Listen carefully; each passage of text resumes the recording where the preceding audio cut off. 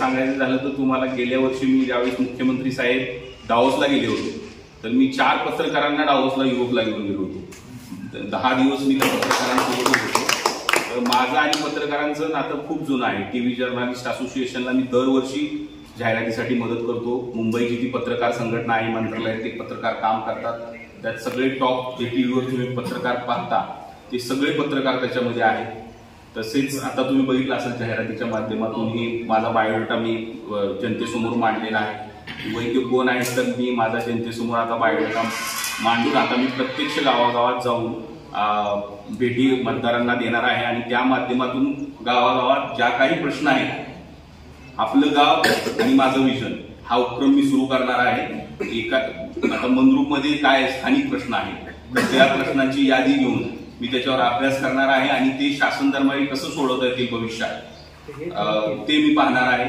जर येणाऱ्या निवडणुकीत आपण या गावातल्या पुढाऱ्यांनी आणि सर्वसामान्य जनतेने मला जर ताकद दिली तर मी गावचा प्रत्येक गावातला प्रत्येक व्यक्ती हा आमदार असणार आहे आणि पीएची भूमिका निभावणार आहे। कारण मी गेली 19 वर्ष पीएम म्हणून आहे आणि मी फक्त नावाला आमदार असणार आहे, प्रत्येक व्यक्ती हा आमदार असणार आहे। या भूमिकेतून मी सर्वांसमोर जात आहे।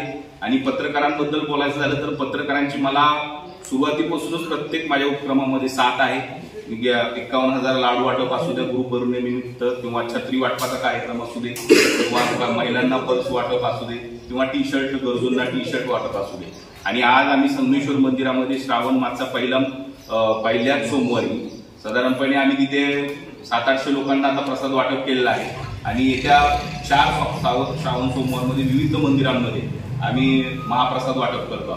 तरी आपल्या ह्या सर्व उपक्रमाला आपण साथ द्यावी आणि ही एक आपण दक्षिण सोलापूर तालुक्यामध्ये विकासाचं राजकारण करणार आहे।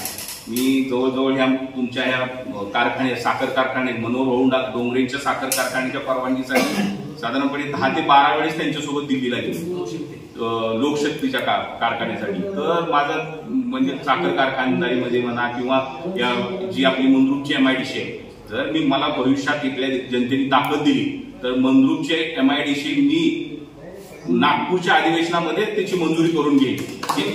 जे आता निवडणुकीनंतर पहिलं अधिवेशन आहे ते नागपूरचं अधिवेशन आहे, हिवाळी अधिवेशन। आणि आतापर्यंत बघायला गेलं तर माझे 55 अधिवेशन मी अटेंड केलेले आहेत, जे साधारणपणे महाराष्ट्राच्या विधानसभेमध्ये 70 ते 80 आमदारच कंटिन्यू करतात। बाकीचे म्हणजे मी पीए म्हणून ते केलेले आहे, मी गॅलरीमधून अटेंड केलेले आहेत, आता सभागृहामधून अटेंड फक्त इथली जनताच मला करू संधी देऊ शकते। त्यामुळं माझं सर्व पत्रकारांना विनंती आहे की तुमचा भाऊ तुमच्यातलाच माणूस याला ताकद देण्यासाठी आपण जनतेला आवाहन करावं आणि मला मदत करावी, एवढं मी आपल्या समोर बोलतो आणि माझे 2 शब्द संपवतो। धन्यवाद।